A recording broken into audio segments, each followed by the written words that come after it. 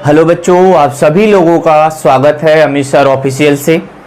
बच्चों, आज हम क्लास 9वीं के चैप्टर 1 एक्सरसाइज 1 के बारे में डिस्कस करेंगे। चैप्टर 1 के बारे में डिस्कस करेंगे संख्या पद्धति। बहुत ही महत्वपूर्ण आप लोगों के लिए क्लास है ये वीडियो को आप लोग लास्ट तक जरूर देखिएगा। कि ऐसे ही बच्चों मैं आप लोगों को बता दूं कि इस संख्या पद्धति की क्लास में भाग वाइज बना हुआ है, भाग के हिसाब से बनाया गया है। भाग 1 में आपको सबसे पहले जितने भी इसमें प्रश्नावली 1 से लेकर प्रश्नावली 6 तक आपके जो इसमें भी उसमें क्वेश्चन दिए गए उन सभी चीज़ों के बेसिक के बारे में बताया जाएगा। परिचय क्लास आज आप लोग के लिए दिया जा रहा है, जिसे हम इंट्रोडक्शन क्लास भी कहते हैं। तो आप लोग इसे जरूर समझिएगा, पूरा समझिएगा और पूरा वीडियो एंड तक जरूर देखिएगा। तो लेसन का नाम, पाठ का नाम है आपका संख्या पद्धति। जो हमारा पहला चैप्टर है, जो हमारा पहला पाठ है संख्या पद्धति है। उसके अंदर प्राकृतिक संख्या क्या होती है, पूर्ण संख्या किसे कहते हैं, पूर्णांक किसे कहते हैं, अभाज्य संख्याएं किसे कहते हैं, भाज्य संख्याएं क्या होती हैं, परिमेय संख्याएं क्या होती हैं, अपरिमेय संख्याएं क्या होती हैं, वास्तविक संख्याएं कौन कौन सी होती हैं, और वास्तविक संख्याओं के दशमलव प्रसार क्या क्या हैं, शांत दशमलव प्रसार, अशांत दशमलव प्रसार, और अनवसानी अनावर्ती किसे कहते हैं, कौन सी संख्याएं होती हैं, इन सभी संख्याओं के बाद में पढ़ेंगे।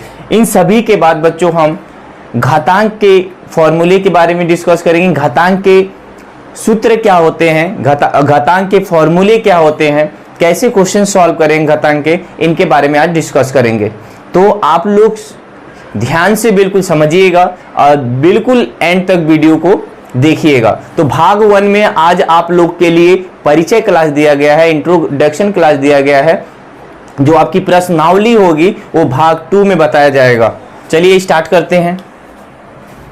सबसे पहला है आपका प्राकृतिक संख्या।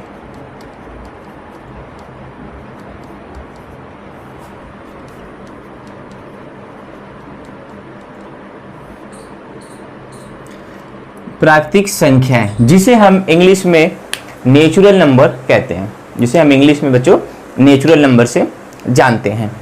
वे संख्या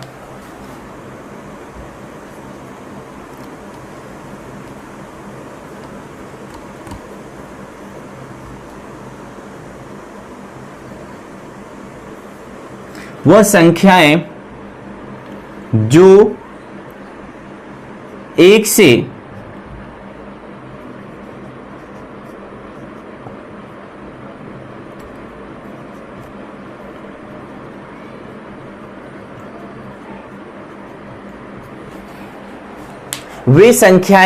1 से अनंत तक होती हैं उन्हें हम प्राकृतिक संख्या कहते हैं। जैसे 1 2 3 dash dash dash infinite, 1 2 3 dash dash dash dash infinite तक, अनंत तक। 1 2 3 डैश डैश डैश इन्फिनिट, इसका मतलब ये है कि संख्याएं एंड नहीं हो रही हैं, लेकिन स्टार्ट कहां से हो रहा है, शुरू कहां से हो रहा है बच्चों, 1 से स्टार्ट हो रहा है। प्राकृतिक संख्याएं जो होती हैं, जो हमारा नेचुरल नंबर होता है, ऑलवेज स्टार्ट बाय 1, वो हमेशा 1 से स्टार्ट होता है और उसकी एंडिंग नहीं होती है, वो चलती रहती है। समझ में आ गया आप लोग को। दूसरा संख्या है पूर्ण संख्या।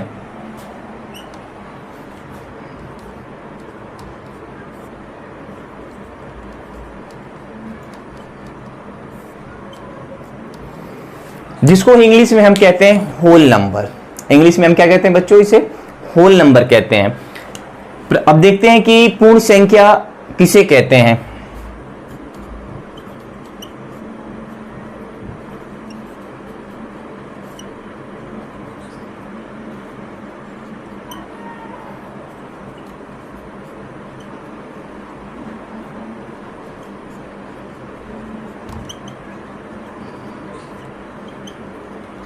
देखिए, वह संख्याएं जो 0 से अनंत तक होती हैं बच्चों, उन्हें हम पूर्ण संख्याएं कहती हैं।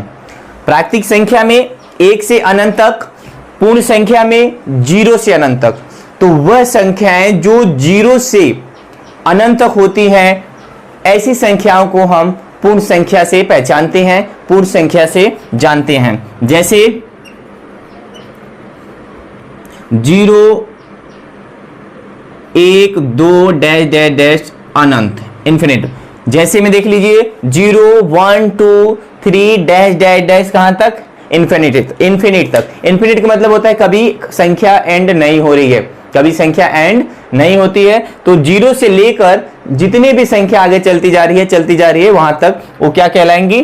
पूर्ण संख्या कहला देंगी। क्या कहलाएंगी? पूर्ण संख्या कहलाती हैं। तीसरा है बच्चों पूर्णांक।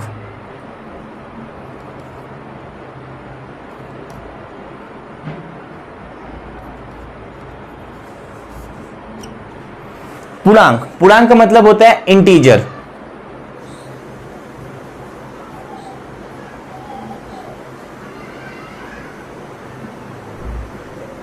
तथा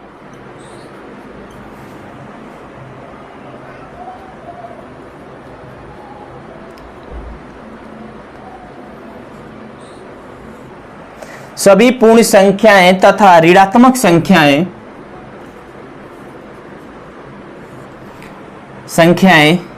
0 से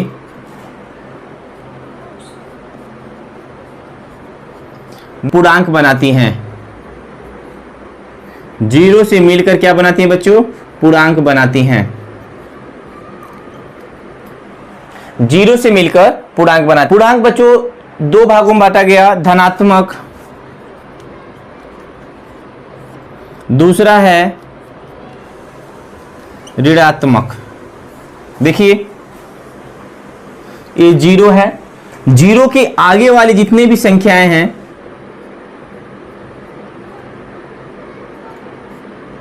dash dash dash dash infinite तक है, अनंत तक। यहां पे माइनस वाले 0 से पहले जो माइनस वाली संख्याएं हैं डैश डैश इन्फिनिट तक, डैश डैश इन्फिनिट तक।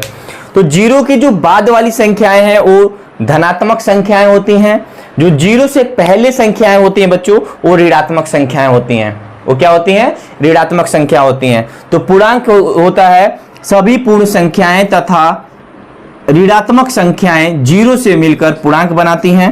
पूर्णांक जो होता है धनात्मक, 0 के बाद वाली जितनी भी संख्या होती है धनात्मक होती हैं, 0 से पहले जितनी भी संख्या होती हैं ऋणात्मक होती हैं। तो ये सभी संख्याएं क्या कहलाती हैं? आपका पूर्णांक कहलाती हैं, धनात्मक भी और ऋणात्मक में।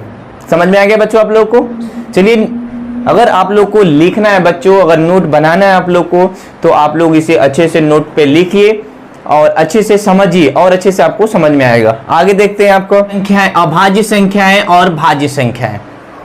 अब आगे अभाज्य संख्याएं और भाज्य संख्याएं के बारे में डिस्कस करेंगे। तो अभाज्य संख्याएं क्या होती हैं? जिन्हें हम बच्चे प्राइम नंबर कहते हैं, जिन्हें हम इंग्लिश में क्या कहते हैं? प्राइम नंबर कहते हैं। एक से बड़ी वे प्राकृतिक संख्याएं, एक से, प्राइम संख्या हमेशा 2 से स्टार्ट होता है। प्राइम संख्या हमेशा कितने से स्टार्ट होता है? 2 से स्टार्ट होता है। तो यहीं पे दिया हुआ एक से बड़ी वे प्राकृतिक संख्याएं जो एक या और स्वयं के अलावा किसी और से विभाजित न हो। इसका मतलब यह है कि वह एक से विभाजित होगा या तो अपने आप से विभाजित होगा। उन संख्याओं को हम क्या कहेंगे? प्राइम संख्याएं कहेंगे। जो एक से विभाजित हो जाए और अपने आप की संख्या से विभाजित हो जाए, ऐसी संख्याएं क्या कहलाएंगी? अभाज्य संख्याएं कहलाएंगी। जैसे 2 आपका क्या है? 2 आपका प्राइम नंबर है, अभाज्य संख्या है। 3, 5, 7, 11 dash dash dash infinite, dash dash dash infinite. तो ये सभी संख्याएं क्या है? अभाज्य संख्याएं हैं। ये सभी संख्याएं एक या अपने आप से ही डिवाइड होंगी, किसी दूसरी संख्याओं से डिवाइड नहीं होंगी। अब दूसरा देखते हैं अभाज्य संख्या क्या होती है। अभाज्य संख्याएं एक से बड़ी वे प्राकृतिक संख्याएं, एक से बड़ी वे प्राकृतिक संख्याएं जो एक या और स्वयं के अलावा किसी और से क्या हो जाए, विभाजित हो जाए। इसका मतलब क्या है, एक से डिवाइड होगा और किसी दूसरे टेबल से अगर वो डिवाइड हो जाता है तो ऐसी संख्याएं क्या कहलाती हैं, भाज्य संख्याएं कहलाती हैं। डेफिनेशन ये है कि एक के साथ साथ अगर किसी और भी टेबल से हो, अगर किसी और भी संख्या से डिवाइड हो गई तो ऐसी संख्याएं क्या कहलाती हैं, भाज्य संख्या कहलाती हैं।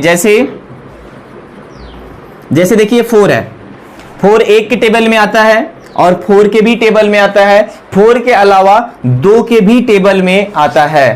तो 1 और 2 और खुद 4 के टेबल में आता है, तो एक के साथ साथ अगर किसी और के टेबल में अगर वो ऐसी संख्या आ जाए तो उन्हें हम कहते हैं भाज्य संख्याएं। हम ये भी कह सकते हैं ऐसी संख्याएं जिनका गुणनखंड 2 आ जाए।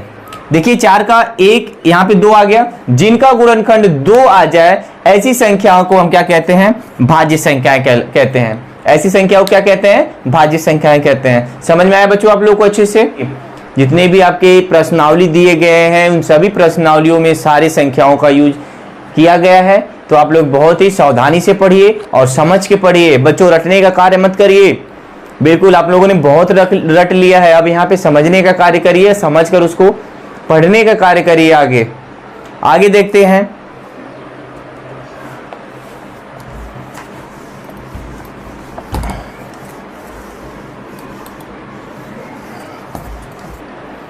चलिए देखिए बच्चे आगे, परिमेय संख्या। परिमेय संख्या क्या किसे कहते हैं, परिमेय संख्या किसे कहते हैं? तो वे संख्याएं जिन्हें P/Q के फॉर्मेट में लिखा जाता है, जिन्हें P/Q के रूप में क्या किया जाता है बच्चों, लिखा जाता है, और जहां Q नॉट इक्वल 0, Q की वैल्यू क्या होनी चाहिए, 0 नहीं होनी चाहिए, ऐसी संख्याओं को हम क्या कहते हैं, परिमेय संख्या कहते हैं। इन्हें इंग्लिश में हम कहते हैं बच्चों, परिमेय संख्याओं को हम इंग्लिश में कहते हैं रेशनल नंबर। क्या कहते हैं, रेशनल नंबर। वे संख्याएं जिन्हें P/Q के रूप में लिखा जा सकता है उन्हें हम परिमेय संख्या कहते हैं, जहां Q नॉट इक्वल 0, Q की वैल्यू 0 नहीं होनी चाहिए। जैसे 2/3, 5/4, 3/9, 3/9। अगर ऐसी संख्याएं P/Q के रूप में है तो ऐसी संख्याओं को हम क्या कहते हैं, परिमेय संख्या कहते हैं। ऐसी संख्याओं को हम रेशनल नंबर कहते हैं। नेक्स्ट है अपरिमेय संख्या। अपरिमेय संख्या जो होता है बच्चों, इसे इंग्लिश में हम कहते हैं इरेशनल नंबर।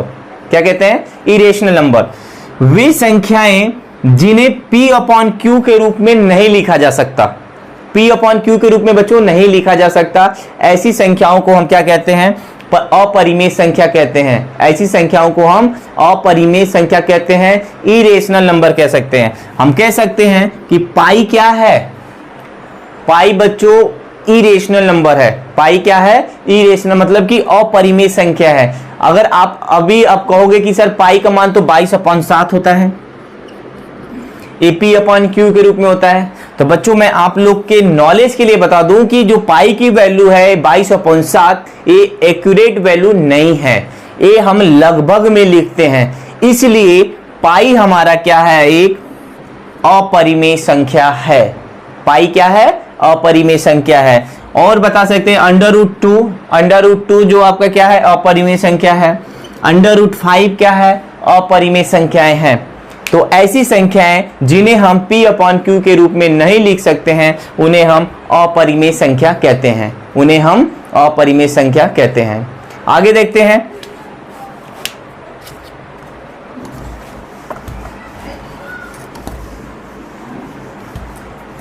आगे का टॉपिक आपका वास्तविक संख्या, जिसे हम इंग्लिश में रियल नंबर कहते हैं, जिसे हम इंग्लिश में क्या कहते हैं, रियल नंबर कहते हैं।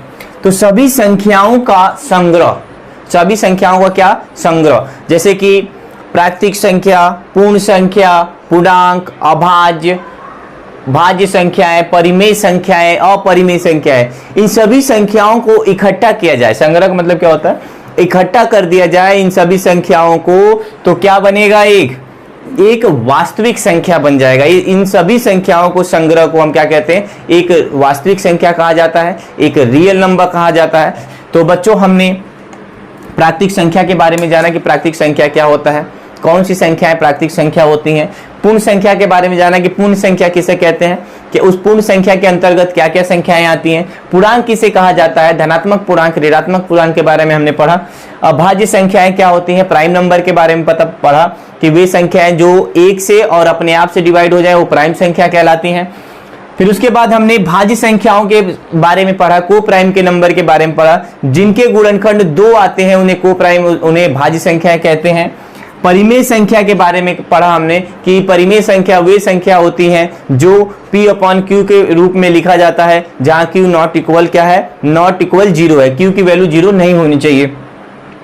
अपरिमेय संख्या के बारे में पढ़ा, इरेशनल नंबर। अपरिमेय संख्याएं वे संख्याएं होती हैं जो P/Q के रूप में नहीं लिखा जाता है, जैसे पाई, √2, √3, √5, ये सभी संख्याएं क्या होती हैं बच्चों, अपरिमेय संख्या होती हैं। अब वास्तविक संख्या में अभी मैंने आप लोग को बताया कि वास्तविक संख्या क्या होती हैं। सभी संख्याओं को संग्रह को हम क्या कहते हैं, वास्तविक संख्या कहते हैं। आगे का टॉपिक से आपका वास्तविक संख्याओं का और उनके दशमलव प्रसार, वास्तविक संख्याएं और उनके दशमलव प्रसार हम आगे डिस्कस करेंगे। आगे देखते हैं बच्चों। अब हमारा टॉपिक्स है वास्तविक संख्या और उनके दशमलव प्रसार, वास्तविक संख्या और उनके दशमलव प्रसार। इसमें सबसे पहले हम शांत दशमलव प्रसार देखेंगे बच्चों कि शांत दशमलव प्रसार क्या होता है, शांत दशमलव प्रसार किसे कहते हैं, कौन सी संख्याएं शांत दशमलव प्रसार होती हैं। तो इस स्थिति में इसका जो डेफिनेशन है आप लोग लिख सकते हैं कि शांत दशमलव प्रसार में शेषफल क्या होना चाहिए, 0 हो जाता है। इस स्थिति में शेषफल क्या हो जाता है बच्चों, 0 हो जाता है। जिसका शेषफल 0 हो जाए वो क्या कहलाएगी, शांत दशमलव प्रसार कहलाएगी। बिल्कुल जैसे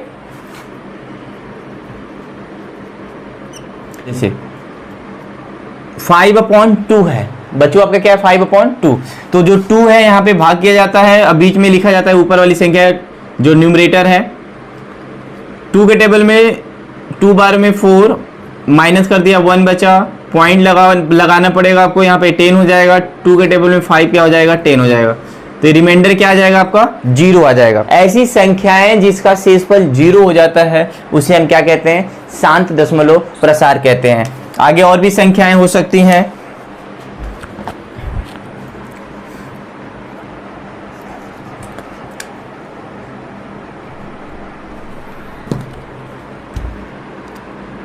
(4/2),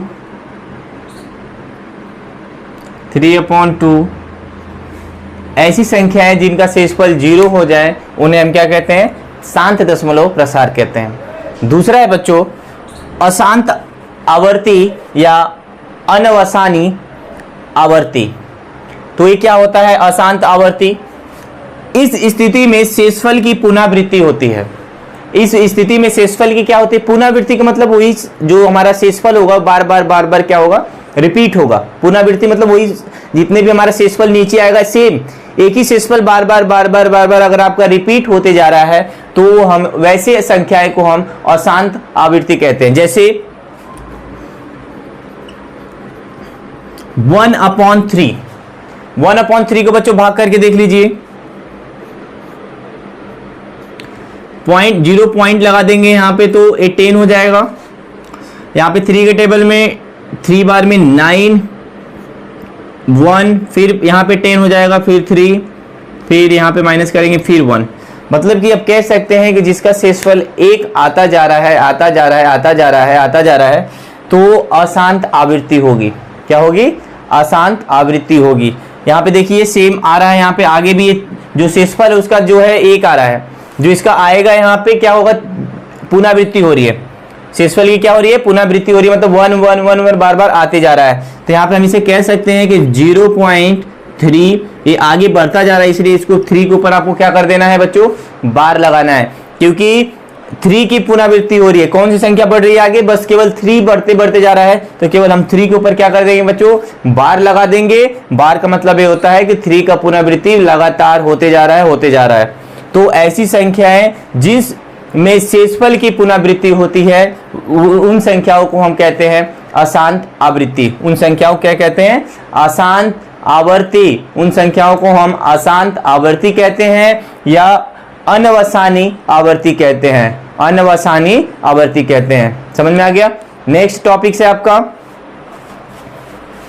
हमारा नेक्स्ट टॉपिक से बच्चों अब अनवसानी अनावर्ती। अनवसानी अनावर्ती या अशांत अनावर्ती भी इसे कहते हैं, अशांत अनावर्ती भी इसे कहा जाता है।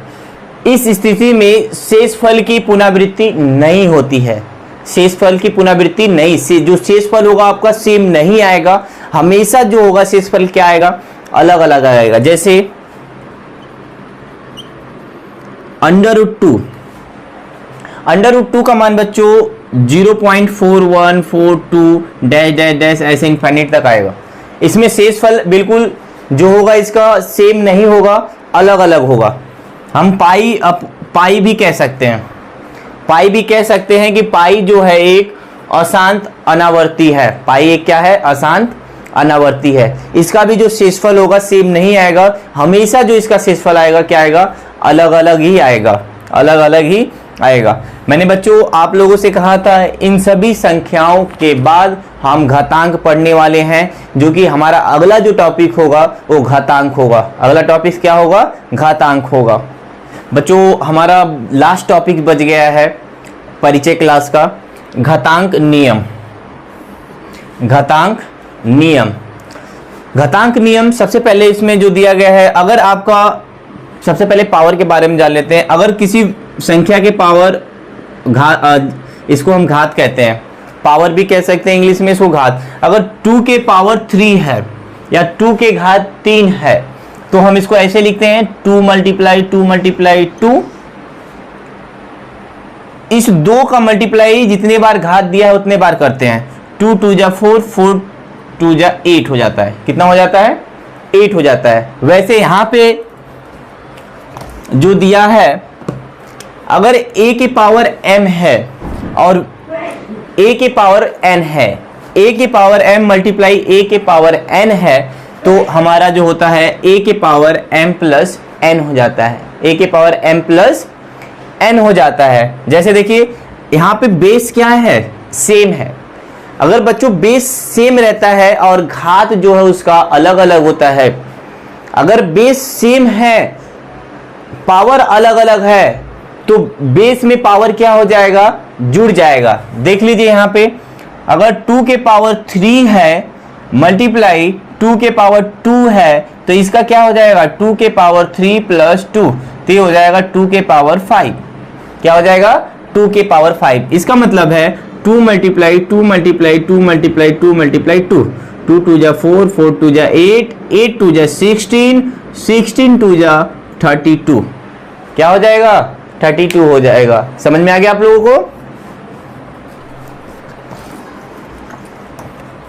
अब दूसरा देखते हैं, अगर a के पावर m है, अब ब्रैकेट्स में उसके भी पावर n है, तो a के पावर m मल्टीप्लाई क्या हो जाएगा, n हो जाएगा। ये जो पावर है आपस में क्या हो जाएगा, मल्टीप्लाई हो जाएगा। उदाहरण से समझते हैं, अगर 3 के पावर 2 है, अगर इसके पावर भी 3 है तो इसका हो जाएगा बच्चों 3 के पावर 2 मल्टीप्लाई 3 हो जाएगा। इसके पावर 3 के पावर 2 3 जा 6, 3 के पावर कितना हो जाएगा, 6 हो जाएगा। इसका मतलब है 3 multiply 3 multiply 3 multiply 3 multiply 3 multiply 3, 3 3 जा 9, 9 3 जा 27, 27 3 जा यहाँ पे 27 में 3 कर दीजिए मल्टीप्लाई, 3 7 जा 21 कैरी 2, 3 2 जा 6, 6 और 2 8, 81 हो जाएगा।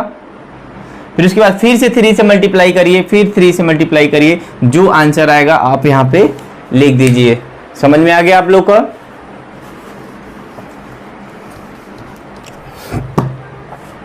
आगे देखिए, अगर a की पावर m है डिवाइड अपॉन a के पावर n है, बेस सेम है, डिवाइड में अगर बेस सेम है बच्चों, पावर अलग अलग है, तो हम बेस में क्या कर देते हैं, दोनों पावर को माइनस कर देते हैं। जैसे देखिए 2 के पावर 5 है और 2 के पावर 3 है, तो ये क्या हो जाएगा, 2 के पावर 5 माइनस 3, तो ये हो जाएगा 2 के पावर 2, 2 के पावर 2। इसका मतलब हो जाएगा 2 मल्टीप्लाई 2 इक्वल टू 4। इसका आंसर क्या आ जाएगा, 4 आ जाएगा। ओके,